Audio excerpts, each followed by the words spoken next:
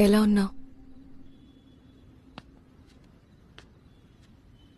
నువ్వు నిజంగానే క్వశ్చన్ అని అడుగుతున్నావా రాధిక?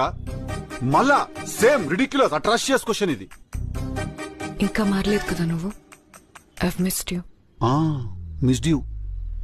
నన్ను మిస్ చేసినావా? నన్ను టార్చర్ చేసుడు మిస్ చేసినావా? నిన్నే మిస్ చేశాను. నిన్ను మోసం చేశాను కదా అని నువ్వు నా మనసులోంచి లేకుండా పోవు. మన ఇద్దరి గురించి ఆలోచించాను.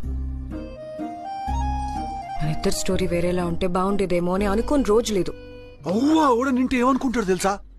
పాపం ఈ పిల్లగాడు వాళ్ళ ఇంటర్ కాస్ట్ ఇష్యూస్ వల్ల వాళ్ళ తల్లిదండ్రులు ఒప్పుకోకపోతే వాళ్ళు పాపం ఈ ఇట్లా విడిపోయిన అమర ప్రేమికులు అనుకుంటాడు వాళ్ళు. లేదు నీకేమైనా మెమరీ లాస్ ప్రాబ్లం ఉన్నదా? మనమేం అనివార్య కారణాల వల్ల విడిపోలేదు మనం. ఓకే, మనం నువ్వు చేసిన అన్యాయం వల్ల విడిపోయినాము. అది గుర్తు పెట్టుకో.